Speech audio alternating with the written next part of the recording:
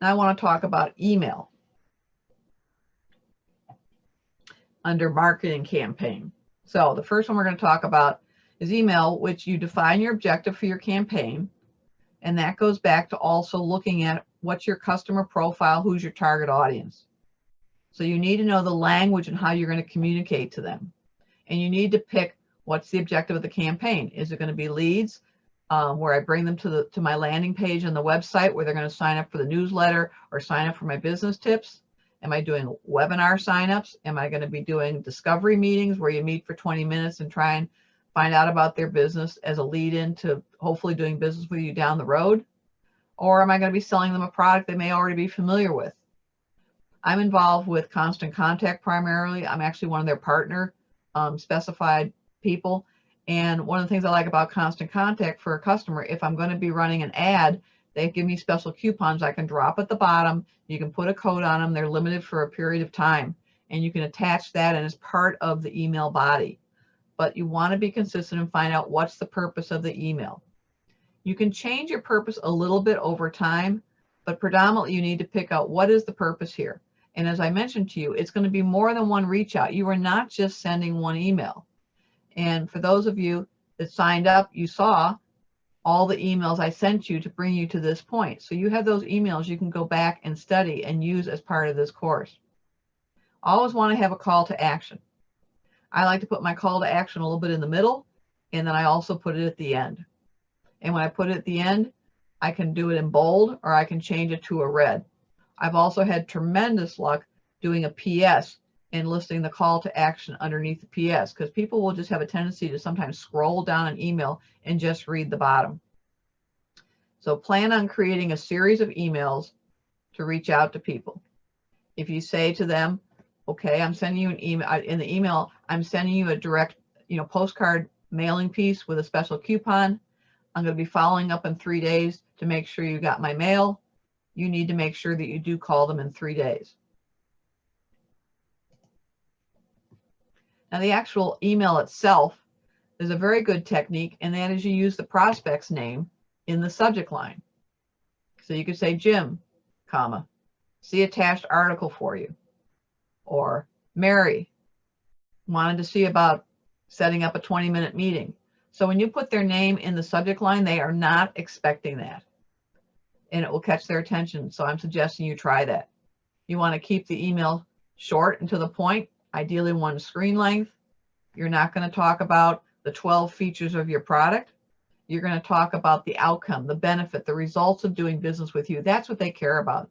It's the old adage of what's in it for me. You have to approach that first before you get in and discuss the intimate details of your product or service. And you're going to have your call to action. I suggest strongly not putting attachments on initially, because people do not have the time to go through their 50 or 100 emails on a daily basis and then click on an attachment that basically they're going to have to open up and then look at it, let alone whether or not they're going to print it.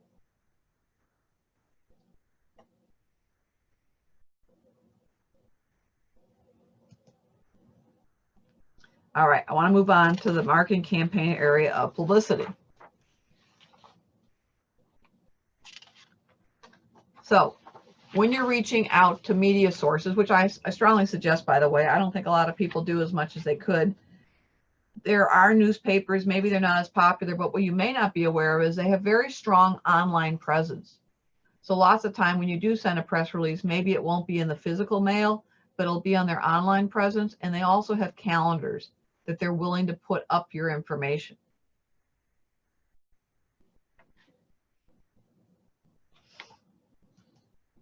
Now here's an example of a letter, a public release or PR release that I did for Relay for Life of Barrington, okay? That, as a lot of you know, I've been helping them. And it says for immediate release, so that tells them what the sense of timing on it is. See how the title is bolded there? Kicking Cancer and How to Live Healthier to be Cancer-Free. I'm suggesting setting it in a Word document because the reporter then can actually do a cut and paste, take the information out, and it'll help them start an article if they are going to take the time to write an article. But you can see I'm talking about what, why, where, when, who, and at the bottom you want to make sure they have your contact information with the email and a cell phone, because reporters tend to work very late, and there's a lot of freelance reporters that work for the newspapers. So they're going to be calling you at 7:30 or 8 o'clock at night, and if they're trying to reach your desk phone, they cannot reach you. They're also going to try and reach out to you via email. If you need any help in the future and you're working on a press release while we're working together on the course, I want to encourage you to feel free to reach out to me if you want a quick opinion on how your press release is working out. Another thing I want to share with you is if you go to your local library or even online, call up the librarians. They have tremendous resource books that'll give you all the current reporters, their phone number, their email.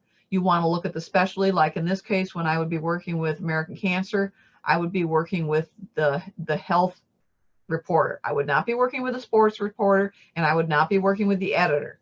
So find out, and they have certain reporters that handle business, local business. Or if you're working on some nonprofit, they'll have someone that'll be working in that area. Or if you're involved with working for children or education. So find out who that reporter is and use that as your contact. You can create an Excel sheet with all these reporters' names and phone numbers, and then you can literally do an e-blast through your Aweber, your iContact, or your Constant Contact. Or if you want, you can do it individually. But that's what I would be suggesting for you. Also, as a bonus material for this session, in your membership website, you're going to find a form, how to work with reporters and section editors, just some little additional information I want to share with you. And before I leave this page and go into our next area, I also want to suggest there's 2 organizations you might want to reach out for publicity if you were looking for some professional help. One is called PRleads2profits.com, and the second one is radiopublicity.com. So you can reach out to both of them. Those people have been around for a number of years. They're good people, but it will require a little bit of money if you want to have them professionally help you with your publicity as you go forward. Next area is direct mail. And so with direct mail, you basically can use it to generate leads, promote special offers, support other campaigns, communicate with customers, and increase your visibility. This is actually one of my favorites. First of all, I'll admit that I'm someone that I like to receive stuff in the mail. Not a lot of us you may be getting some junk mail, but otherwise, think about all the mail we used to receive prior to email. So, and I also found out during this recession, a lot of people have more time to look at their mail. So an ideal campaign would be one where you would call and leave a voicemail to someone, okay? Then you would send them an email, and in the email you would say, oh, by the way, I'm dropping a special postcard in the mail for you, and I'll be calling you in 3 days. And then you use that as a means to follow up with them.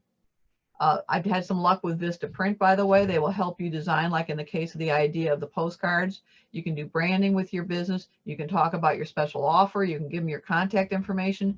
If you don't want to work with Vistaprint and you love working with supporting your local business people, contact your local printer and they will help you with this. You don't have to do a campaign of 4,000 or 6,000 pieces. You can do a campaign of 50 pieces or a campaign of 100 pieces. And there may be a way that you can even design the piece so it's what I call an evergreen piece, so that you could use it over multiple times to reach out to some of the same customers. Also, I'm going to be including on the membership site as another bonus material. If you're not familiar with him, he's very well known. He's written a book called Endless Referrals, Bob Berg. And so he also has a card that'll go into your traditional envelope about the size of this, where after you've been with somebody or someone you're reaching out to, you can do some branding on this form that I'm going to send you a template that's in Publisher. You can go to Office Depot if you don't want to have a printer print up some copies for you, and you get the heavy card stock. And so you can get it printed off in your heavy card stock, use a professional cutter, and you'll be in business as far as these unique cards. They make an impression because they're different. So you can still drop your business card in it if you want, but basically it acts as a business card. And it really helps you differentiate yourself from other people in the market and stand out.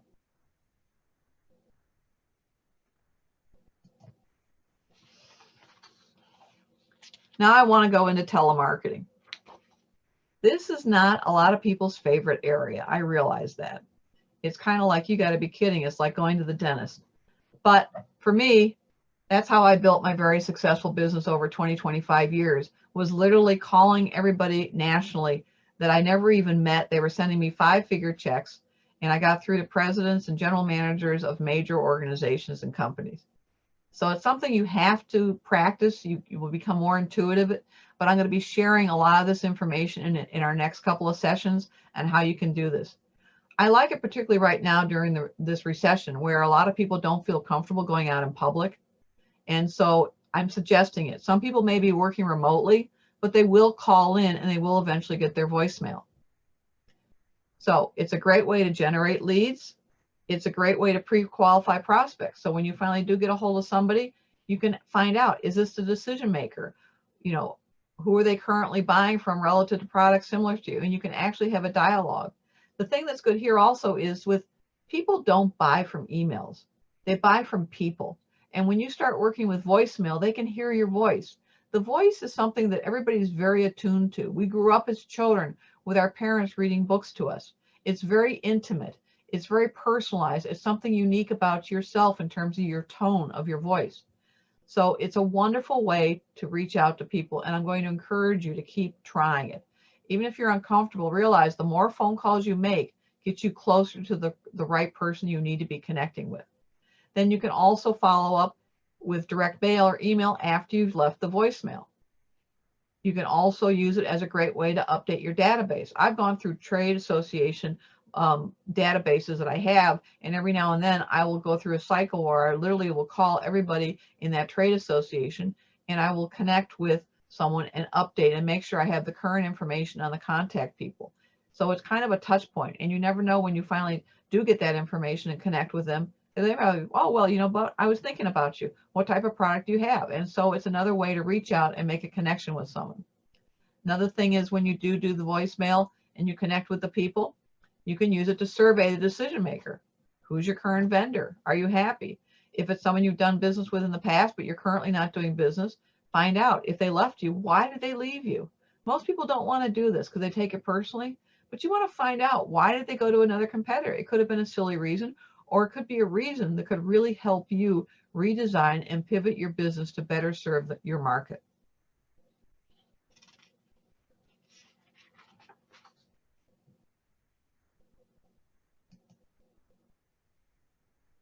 Trade shows and events. So this is obviously was taken a year ago. This is my Barrington area chamber, who I'm very proud of, a great group of people. But chamber are events that we want to connect with. They're doing a lot of virtual ones right now. Trade shows, I'm in the greater Chicago market, which is phenomenal because I think we have the best trade show market in the country.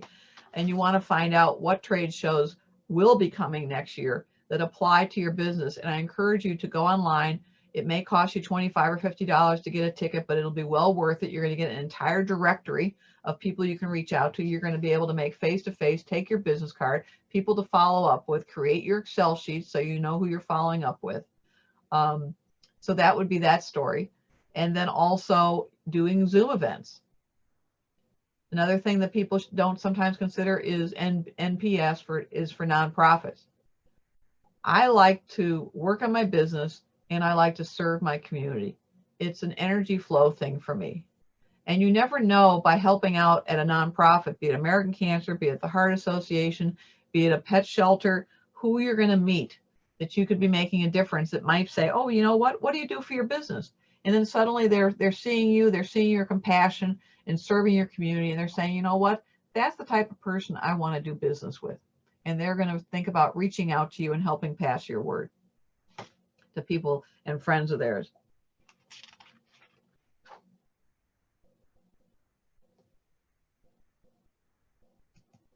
Next section in the marketing campaign area is social media. We've got Facebook, we've got Instagram, we've got LinkedIn, and we've got Twitter.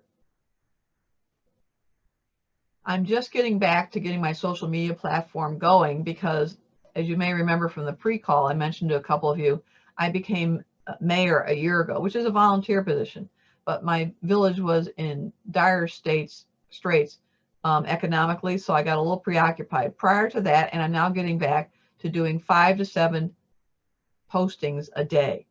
Now you could say, well, geez, I don't feel comfortable with that. But you have to remember the algorithms, and that not all of your friends or contacts on Facebook are seeing your postings. It's just the way it is. There's so many people on social media, and then the social media firms, basically, that's just kind of the way they work it. So I would encourage you to consider doing multiple postings a day, but you want to add value. You're not just doing it to push your product or push your company. I love quotes. So that's one of the easiest areas for me to do some postings. And then if I've like met somebody or been in a certain meeting and I think someone has some great information, then I want to post to help there, or I want to post ideas that this could help your business. You can also be setting up I encourage you to set up a Facebook business page. I encourage you to set up a LinkedIn business page. If you have more than one product areas, you can also get multiple Twitter accounts, and you can also get multiple Facebook business page. The other thing I like is that Facebook connects to Instagram. And so automatically, if I do a posting on Facebook, it'll go to Instagram. Now, relative to spending money on running ads, I am very conservative because I still have yet to see the ratio, the return on investment that I can get for the money. So if you're intrigued with doing social media paid ads, I would encourage you to go conservatively. So what does conservatively mean? In my case, over like a 4 or 5 day period, I'll spend $25 or $50. But I'm not going to go into a long-term campaign on a daily basis where I'm spending $20 or $40 a day. If you have a certain product category and a profit structure that justifies it, fine, then try it. This is a very broad topic, so I'm only really going to be briefly touching on social media in these different areas today. I encourage you to go further with it on your own and down the road, depending upon what goes on relative to our clients' needs. If there's enough demand and you want me to go into this more fully, feel free to reach out to me, and I will consider doing a special training in this area to help the business people.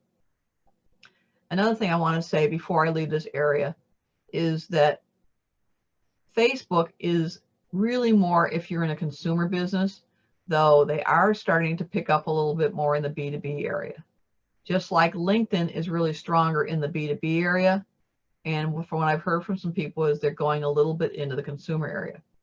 Now, in the case of Facebook, please don't forget, if you are going to post an ad, to go in and you can really fine tune the market of where you're going to have that message said, and you want to go into the demographics and all those little other areas and check the areas that are really going to help your business. So you don't want to just go put an ad on and have it go from 20-year-olds to 65-year-olds if you're selling stuff to young mothers for a pregnancy product. So you can demographically target. Same thing like if you're a local business, you want to pick your local area versus going nationally. Trying to grab 1 million bodies doesn't necessarily help you. You want to have a targeted market, just like targeted marketing and everything else.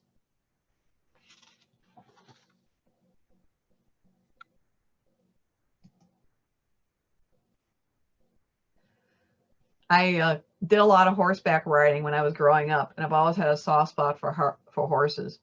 So I wanted to show this picture because this is a great group of horses. They're hanging out, they're having fun. But this represents a little bit about what we're talking now. So these are your competitors. They're out there, and everybody's trying to go after the same dollar, the same customer, with a slightly different product.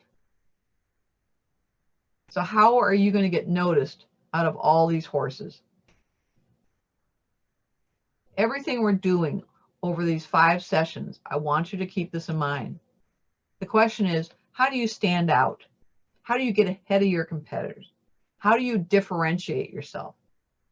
That's what the majority of these tools that I'm going to be teaching you is. How do you get heard above all the chatter? How are people going to find you? How are people going to be able to figure out that you're the best person for them? You basically want to make it so that you're the only choice in your category, because you're going to be that distinct in your product or your service or your idea that you're sharing with the marketplace. So let's look at that a little bit further. This came again also from our earlier call. It's a good basic list to use every day. So we're setting the stage. Be familiar with who's your ideal customer profile. You have to have a targeted list. As you know, you don't want to be all things to all people. In this particular economy, you may want to stretch a little bit outside of your traditional targeted market and think about the ways that we discussed earlier in that one slide in terms of realistically, where can your product go? I'm going to be showing you later in one of our other sessions how you can expand your database given where your current customer is. You got to be creative. Sometimes you got to think outside the box. Look for prospects that are looking for you. And why should they be interested? You have to make sure that you communicate your value, the outcome, the transformation that you provide. It's not about the 15 features of your product. They don't want to hear about that.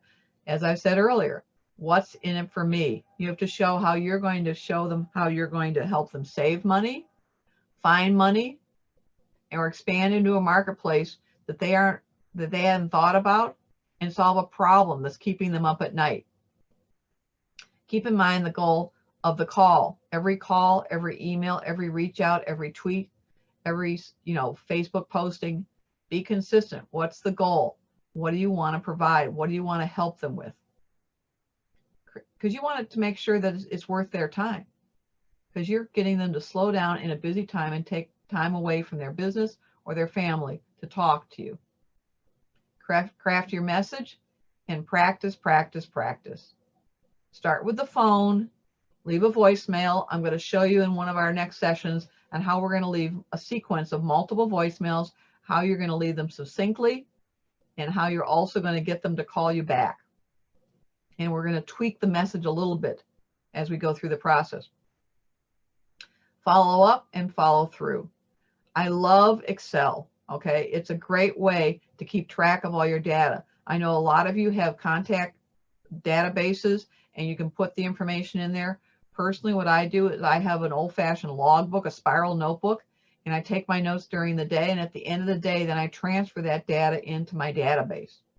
Another thing that's actually relatively simple is I tend to use these a lot. This is a 5x7, and you can get a little index box. And so if you're going into a new market, you use the index cards to create the list of your prospects. You can get a folder thing that will take it through in terms of which week you're going to be calling people up, and you can just keep moving the cards to the next week when you're going to be doing your follow-up and dating it. Try that. It's a real simple basic system that may help you as opposed to getting caught up sometimes in the technology. Because I think, in my opinion, during my day is prime time. I am not going to be doing a lot of data entry during the day. I'm going to do it at the end of the day. And have a system. And that's what we're creating as we go through these 5 sessions. And at the end, I'm going to do a whole recap on the different systems and when you're going to be using them on a daily basis. Who's our ideal customer profile? We have to understand that. We have to figure that out. And maybe our ideal customer profile has switched slightly in this economy. That can happen, but you need to be attuned. That's why I think surveying and going out to your current customers or your past customers and finding out what's their biggest challenge today. How can you help them? You have to have the decision maker title. You want to make sure that you're just not talking to someone that basically is not going to get you where you need to go. You can spend a lot of time talking to people that are very pleasant, but when the tire meets the road, are they this decision maker? Can they sign a contract? And can they send you a check? You need to clarify, are you B2B or B2C? If you're B2C, you're going to need some demographics. You're going to need to know what's their income level, how much is their house, how large is the community they're living, how many kids they have. So it's a different set of information you're going to want to gather for B2C instead of B2B. B2B is business to business, and B2C is business to consumer.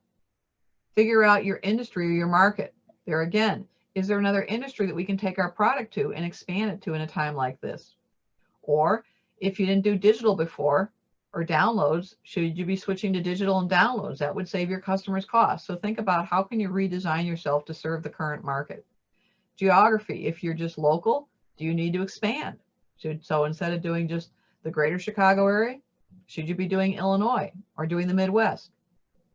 Also decide what's your ideal customer profile in terms of sales. And when you go into these databases I'm going to be sharing with you, that's going to help guide who are these people that you want to reach out to. Is it a small business? Is it a business that does 200,000 a year? Is it someone that does 1 million? Is it someone that does 5 million or 50 million? You got to decide where can you best serve and where can you make a difference. Number of employees will also give you an overall guideline of the type of company that you're going to be searching for. It'll help you filter from all the companies that are out there. And there again, the market challenge, the issues that your product or service will solve. Where are those people? The other thing is, don't forget the people that you sold to can refer you to some other people that may have a similar need.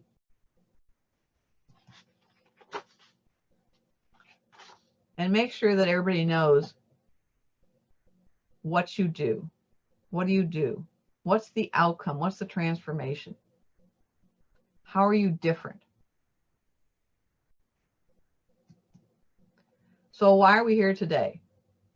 Because we want to help those that have a challenge. We want to help those solve a problem. But we also want to be involved in exchanging money for our goods that's going to help another organization.